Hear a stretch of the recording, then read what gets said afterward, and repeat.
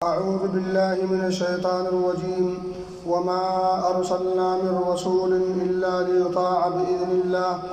معزز سامعین، حاضرین جمعہ، یہ پوری کائنات اور اس کائنات کے اندر جتنی اشیاء اور جتنی چیزیں ہیں، یا یوں کہہ لیں کہ یہ زمین، یہ آسمان، یہ چاند، یہ ستارے، یہ چھوٹے بڑے کہکشاں اور دیگر تمام مخلوقات جنہیں اللہ رب العزت نے پیدا کیا ہے، سب کے سب کسی نہ کسی نظام کے تابع ہو کر کے چل رہے ہیں۔ جب تک یہ نظام کے تابع رہیں گے، اپنا کام ہو بہو بحسن خوبی انجام دیتے رہیں گے۔ جب نظام میں گڑبڑی ہوگی تو پھر کام کرنا چھوڑ دے گا۔ خود حضرت انسان اگر اپنے آپ پر غور کرے تو اللہ رب العزت نے یہ جو انسان نما ڈھانچہ، جو جسم پیدا کیا ہے، یہ بھی ایک نظام کے تابع ہے۔ جب تک یہ نظام کے تابع رہتا ہے، صحت تندرست اور توانا رہتا ہے، اور جب یہ نظام میں کے اندر گڑبڑی کرتا ہے تو کبھی بیمار ہو جاتا ہے، کبھی کچھ اور کبھی کچھ لاحق ہو جاتا ہے۔ کھانے کا انتظام اور اس کا نظم بھی ہونا چاہیے، پانی کا بھی ایک سسٹم ہے، ہوا کا بھی ایک سسٹم ہے، اسی طرح سے سونے، جاگنے اور دیگر تمام چیزوں کا ایک مکمل نظام رکھا اللہ نے۔ جو انسان ان تمام نظام کو فالو کرتا ہے وہ صحت مند اور تندرست اور توانا رہتا ہے، اور جو لوگ سونے، کھانے اور ان تمام چیزوں میں بد نظمی کے شکار ہوتے ہیں تو پھر صحت تندرستی ضائع ہو جاتی ہے اور بیمار اور مریض ہونے لگتے ہیں۔ تو ہر چیز کا ایک نظام ہے۔ جس چیز کے اندر بد نظمی پائی جائے گی وہ چیز اپنا صحیح کام کرنا چھوڑ دے گی۔ ہم مسلمان ہیں، اسلام ایک مکمل نظام حیات ہے۔ جس طرح سے دیگر چیزیں اگر اپنے نظام کو چھوڑ دے تو بد نظمی کا شکار ہو جاتی ہیں، اسی طرح سے ایک مسلمان اگر اسلام کے نظام کو کلی طور پر یا جزوی طور پر چھوڑ دے تو پھر اس انسان کا، اس مسلمان کا اسلام بد نظمی کا شکار ہو جاتا ہے۔ اللہ رب العزت نے دین اسلام دیا، اور دین اسلام کو سمجھانے کے لیے حضرت آدم علیہ السلام سے لے کر کے نبی محترم جناب محمد رسول اللہ صلی اللہ علیہ وآلہ وسلم تک انبیاء اور رسول کا سلسلہ جاری کیا، اور رسولوں کو کتابیں بھی دیتا رہا۔ رسولوں کا کام جو تھا وہ اپنا کام کرتے رہے، تو جو لوگ اس نظام کو فالو کرتے رہے جس حد تک، وہ اس حد تک کامیاب ہوئے، اور جن لوگوں نے اس نظام کو نہیں مانا یا مانا تو مگر منمانی کرتے ہوئے مانا، تو پھر وہ لوگ اسی حد تک ناکام ہوئے اور اسی طرح سے وہ خائب و خاسر ٹھہرے۔ میرے بھائی، میرے دوست، جب یہ بات مسلم ہے کہ اللہ رب العزت نے اسلام نامی نظام حیات بخشا ہے، اور اس اسلام نامی نظام حیات کو سمجھانے کے لیے، اس کو بتانے کے لیے اور اس کے مطابق عمل کرنے کے لیے جب رسولوں کا سلسلہ جاری کیا ہے، تو رسولوں سے ہٹ کر کے کوئی انسان اس اسلام نامی نظام حیات پر مکمل طور پر عمل پیرا نہیں ہو سکتا۔ تو اگر ایک انسان اسلام کو فالو کرنا چاہتا ہے تو ضروری ہے کہ وہ اپنے نبی کو فالو کرے، کیونکہ نبی کا کام یہ ہے کہ وہ اس اسلام کو سمجھائے اور سکھائے اور بتائے۔ اللہ رب العزت کی عبادت کے لیے ہمیں پیدا کیا گیا ہے۔ اللہ رب العزت کی عبادت اور اطاعت کیسے ہوگی، ہمیں اس بات کا شعور کیسے آئے گا، ہم اس چیز کو کیسے پہچانیں گے؟ ظاہر سی بات ہے، اللہ رب العزت نے براہ راست انسانوں تک اپنی منشا اور اپنی چاہت کو بتانے کے لیے کوئی سسٹم بظاہر نہیں رکھا ہے، یعنی ڈائریکٹلی طور پر ایک انسان کو اللہ رب العزت بتائے کہ میری یہ منشا ہے، میری یہ چاہت ہے، میری یہ طلب ہے، تم یہ کام کرو۔ ظاہر سی بات ہے، ہر انسان کے لیے ایسی چیز رکھی نہیں گئی ہے، بلکہ اس کا ایک معقول انتظام کیا گیا ہے، اور وہ معقول انتظام کیا ہے؟ نبی کے پاس وحی کی جاتی رہی، رسالت و نبوت کی ڈگری دی گئی، اور اسے یہ ذمہ داری سونپی گئی۔ اب رسول کی ذمہ داری یہ ہے کہ رسول اس پیغام کو جو رب کی منشا ہے، رب کی چاہت ہے، رب کی مرضی ہے، اسے لوگوں تک بتائے۔ اب اس کے بعد لوگوں کی ذمہ داری ہے کہ اگر رب کی عبادت صحیح طور پر کرنا چاہتے ہیں اور اس کی اطاعت کے خوگر بننا چاہتے ہیں تو پھر رسول کی تعلیمات کو سامنے رکھیں۔ یہ بالکل واضح نقطہ ہے۔ ایک انسان صحیح معنوں میں اللہ کو خوش کرنا چاہتا ہے تو رسول کی اطاعت کے بغیر یہ ممکن ہی نہیں۔ اللہ خود فرماتا ہے وَمَا أَرْسَلْنَا مِن رَّسُولٍ إِلَّا لِيُطَاعَ بِإِذْنِ اللَّهِ، یعنی ہم نے جتنے بھی رسول بھیجے ہیں ہر رسول کی اطاعت اللہ کے حکم سے کرنی ضروری ہے۔ دیکھیں الا بإذن اللہ، اللہ کے حکم سے وہ اطاعت ہوگی۔ یہی ایک نقطہ بتایا جاتا ہے اور بالکل واضح بھی ہے کہ جتنی بھی اطاعت ہوتی ہے وہ اطاعت اللہ کی ہوتی ہے اور اللہ ہی کی اطاعت مطلوب اور مقصود ہے۔ رسول کی اطاعت اصلاً نہیں ہوتی، اللہ کی اطاعت اصلاً ہوتی ہے اور رسول کی اطاعت عملاً ہوتی ہے۔ یعنی ایک انسان رسول کی بات جب مانتا ہے تو عملی طور پر وہ رسول کی اطاعت کرتا ہے جو اصلی طور پر اللہ کی اطاعت ہوتی ہے۔ اس کو مثال سے سمجھیں۔ اس کمپنی کا کوئی ایک بڑا آدمی ہے، اس کو جی ایم کہہ لیں آپ یا فورمین کہہ لیں نیچی سطح پر۔ اب اونچی سطح پر جی ایم ہو گیا اور نیچی سطح پر فورمین ہو گیا، تو فورمین کی بات ایک عام انسان یا ایک عام عامل مانتا ہے تو وہ اس کی بات نہیں مانتا، وہ دراصل کمپنی کی بات مانتا ہے، کیونکہ کمپنی نے اسے مکلف کیا ہے کہ آپ فلاں فلاں بندوں کو یا اتنے بندوں کو لے کر کے یہ کمپنی کا یہ کام کروائیے۔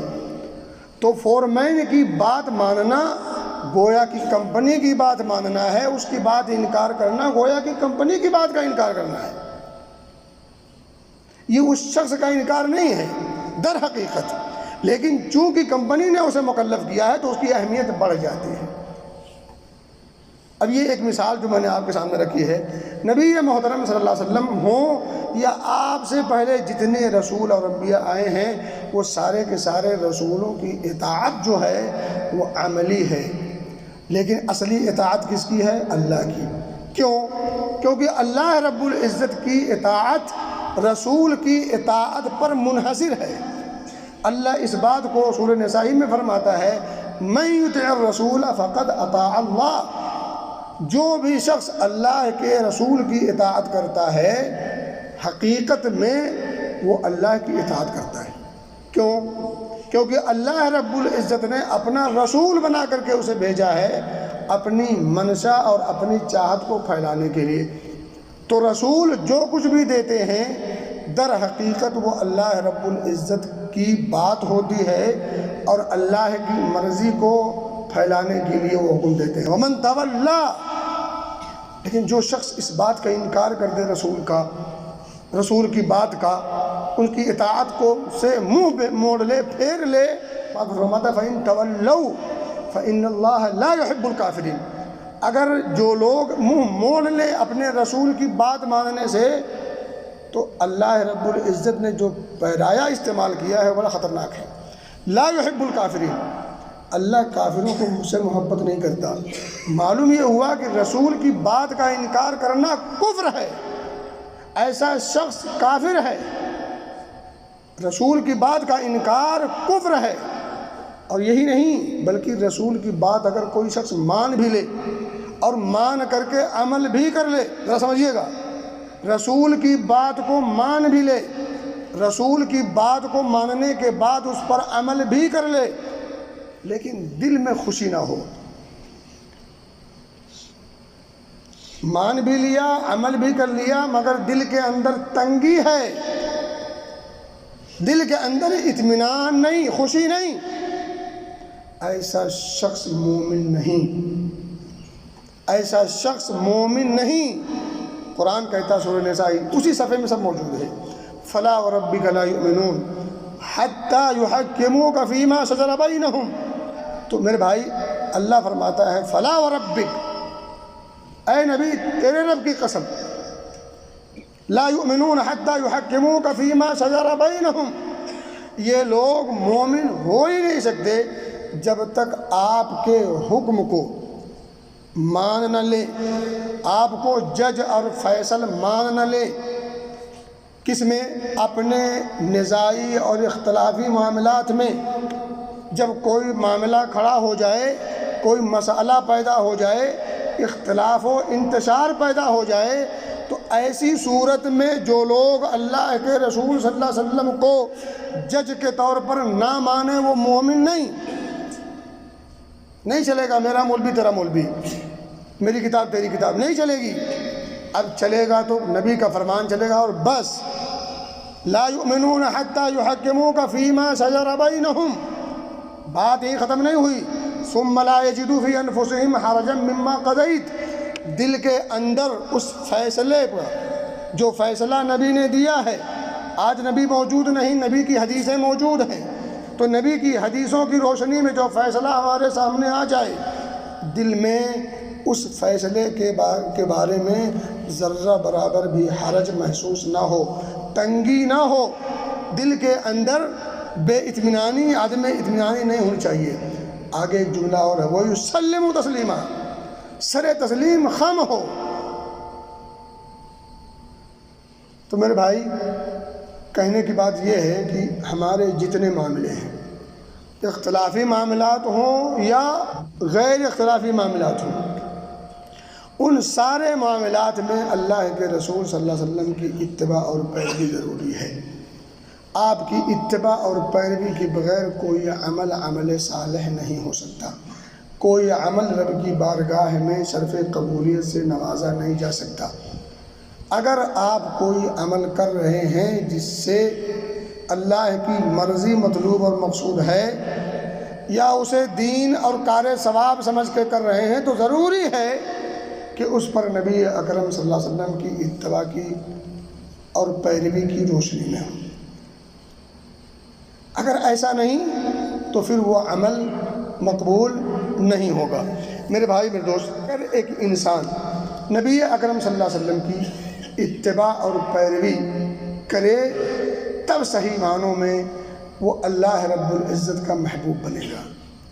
اللہ رب العزت کی نگاہ میں جو محبوب بننا چاہے وہ اللہ کے بندوں کا بھی محبوب بن جاتا ہے۔ کسی اور کا محبوب بننے کی کوشش نہ کریں، اللہ کا محبوب بننے کی کوشش کریں۔ اللہ کا محبوب بننے کی کوشش کریں گے تو اللہ کا محبوب جب بن جائیں گے تو باقی لوگ آپ کو محبوب خود بخود رکھیں گے، کیونکہ جو انسان مالک کا محبوب بن جاتا ہے، مالک کے انڈر میں رہنے والے خود بخود اس سے محبت کرنے لگتے ہیں۔ اور دنیا میں بھی دیکھیں گے، اگرچہ وہ منافقانہ محبت ہوتی ہے، دنیا میں بھی ہے۔ آپ کسی کے انڈر میں کام کرتے ہیں، جس کے انڈر میں آپ کام کرتے ہیں وہ اگر کسی سے محبت کرتا ہے، پیار کرتا ہے، اس کو اپنا قریبی بنا کر رکھتا ہے، آپ بھی اس سے چلاتے ہیں، آپ بھی اس سے ہنس کے گفتگو کرتے ہیں، محبت کا اظہار کرتے ہیں۔ کیوں؟ کیونکہ آپ کا جس سے قریبی لگاؤ ہے اس کا یہ قریبی ہے۔ دنیا میں ویسے عام طور پر لوگ منافقانہ محبت کرتے ہیں، منافقانہ رویہ استعمال کرتے ہیں، اور منافقانہ رویہ نہیں ہونا چاہیے۔ آپ کسی سے لگاؤ رکھتے ہیں تو دل سے رکھ کے ہم نے چھوڑ دیں، کیا کوئی کر لے گا یار؟ بنانے والا اللہ، بگاڑنے والا کوئی اور ہے۔ منافقانہ محبت کی ضرورت نہیں، چچلانے کی ضرورت نہیں۔ آپ کسی سے محبت کا اظہار کریں تو دل سے انہیں چھوڑ دیں، ضرورت نہیں، کیونکہ بنانے اور بگاڑنے والا، نفع اور نقصان کا مالک اللہ، رزق میں کمی اور بڑھوتری کا مالک اللہ، آپ کی عزت و آبرو کا مالک اللہ۔ ذلت دینے پہ وہ آ جائے تو وہ روک سکتا، اور عزت دینے پہ آ جائے تو وہ روک سکتا۔ وَإِن يَمْسَسْكَ اللَّهُ بِضُرٍّ فَلَا كَاشِفَ لَهُ إِلَّا هُوَ، خلاص، کسی اور سے ڈرنا نہیں، ڈرنا صرف فَلَا تَخْشَوْهُمْ وَاخْشَوْنِي فَلَا تَخَافُوهُمْ وَخَافُونِي إِن كُنتُم مُؤْمِنِينَ۔ مومن ہو تو دنیاوی خداؤں سے ڈرنے کی ضرورت نہیں، ان خداؤں کا خدا بیٹھا ہوا ہے عرش پر، اس سے ڈریں، اور حقیقی ڈر ہونا چاہیے، ظاہری ڈر نہیں۔ تو کہنے کی بات یہ کہ اگر آپ اللہ کی محبت چاہتے ہیں یا اللہ کی محبت کے دعوے دار ہیں تو ایک آیت کریمہ میں پڑھتا ہوں، اسی ترازو پر تول لیجئے۔ فٹ آ گئے خوشی کی بات ہے، اور انفٹ ہونے پر کوشش کیجئے، کہاں کمی ہے اس کمی کو پورا کرنے کی کوشش کیجئے۔ میرے بھائی، نبی اکرم صلی اللہ علیہ وسلم کی اتباع اور پیروی اور آپ کی اطاعت یہ کتنی ضروری ہے، اس کا بھی اندازہ اسی آیت کریمہ سے ہو جائے گا۔ اسی آیت کریمہ سے دونوں چیزیں بالکل صاف طور پر دکھیں گی۔ اللہ فرماتا ہے نبی پاک سے، قل، آپ انہیں آگاہ کر دیجئے، بتا دیجئے، خبر دے دیجئے، کس بات کی؟ ان کنتم تحبون اللہ، اگر تمہاری چاہت، منشا اور آرزو ہے کہ تم سے اللہ محبت کرے، اللہ تم سے محبت کرے، یعنی تم اللہ کے محبوب ہو جاؤ، اللہ کے محبوب ہونے کی طلب ہے، اگر تم چاہتے ہو تو اے نبی ان سے کہہ دیجئے فاتبعونی، میری اتباع کریں۔ اب نبی سے کیا کہلوایا جا رہا ہے کہ انہیں کہیے کہ آپ لوگ میری اتباع کرو، کس کی؟ نبی پاک صلی اللہ علیہ وسلم۔ اللہ فرماتا ہے جگہ تذکرہ کرتے ہوئے، وَإِن تُطِيعُوهُ تَهْتَدُوا، اگر تم لوگ اس کی، کس کی؟ نبی محترم، تذکرہ اوپر ہے، نبی اکرم صلی اللہ علیہ وسلم کی اتباع اطاعت کرو گے، تہتدوا، ہدایت یاب ہو جاؤ گے، ہدایت کی سرٹیفکیٹ، سند مل جائے گی۔ تو گویا کہ شرط ہے، ہدایت کی سرٹیفکیٹ کے لیے ضروری ہے کہ انسان نبی محترم صلی اللہ علیہ وسلم کی اتباع کرے اور پیروی کرے اور آپ کی اطاعت کرے۔ آپ کی اطاعت اور اتباع اور پیروی کے بغیر یہ ممکن نہیں۔ اب نبی اکرم سے کیا فرمایا جا رہا ہے کہ آپ کہیے اپنی امتیوں سے، قل فاتبعونی، ان سے کہیے کہ میری اتباع کرے، کب؟ ان کنتم تحبون اللہ، اگر تمہاری چاہت ہے کہ اللہ تم سے محبت کرے۔ اللہ کے محبوب بننے کی ضروری ہے کہ اللہ کے رسول صلی اللہ علیہ وسلم کی اتباع اور پیروی کی جائے۔ اچھا دیکھیں، سوچیں آپ یہاں، اللہ کہہ رہا ہے کہ اگر تم یہ چاہتے ہو کہ میں تمہارا محبوب اور تم میرے محبوب بن جاؤ، تو یہ نہیں کہہ رہا کہ میری اتباع کرو، کیا کہہ رہا ہے؟ میرے رسول کی اتباع کرو۔ کیوں؟ بات آ چکی ہے، کیونکہ رسول کی اتباع اللہ کی اتباع ہے، رسول کی اطاعت اللہ کی اطاعت بنی تو رسول فقط اطاع اللہ۔ گویا کہ رسول اکرم صلی اللہ علیہ وسلم کی اتباع کرو گے تو یہ اتباع آپ کو اللہ کی اطاعت اور عبادت کی طرف لے جائے گی، کیونکہ اس کے علاوہ کوئی اور راستہ ہے بھی نہیں۔ اللہ کی اطاعت اور اللہ کی عبادت اس لیے پیدا کیا گیا ہے، اور یہ منزل کب ملے گی؟ جب فاتبعونی والے راستے پر انسان چلے گا، اور اس راستے سے اگر ذرہ برابر بھی دائیں بائیں ہوا تو پھر خطرہ ہے۔ کچھ لوگ انجانے میں دائیں بائیں ہو جاتے ہیں، چلو یہاں تک تو بات سمجھ میں آتی ہے، بھی انجانے میں دائیں بائیں ہو گئے، اللہ معاف کرے، لیکن جان بوجھ کر کے دائیں بائیں ہونا، پھر یہ ایسے ہی ہے جیسے ایک انسان اپنے پاؤں پر اپنے ہاتھ سے کلہاڑی مارے، پھر اس کے رونے کا حق نہیں بنتا۔ ایک آدمی انجانے میں راستہ بھٹک گیا، اس کا رونا بنتا ہے، اس کا عذر بنتا ہے، پتہ نہیں تھا، بھول گیا، مسٹیک ہو گئی۔ لیکن ایک انسان جان بوجھ کر کے منمانی کرتے ہوئے اور ماحول اور معاشرے کے رنگ میں رنگ بھرتے ہوئے اور آگے بڑھتے ہوئے اگر کوئی کام کرتا ہے تو پھر اسے رونے کا حق نہیں ہے، اور اس کا جرم بڑھ جاتا ہے۔ تو میرے بھائی، اللہ نے کیا فرمایا؟ قل ان کنتم تحبون اللہ فاتبعونی۔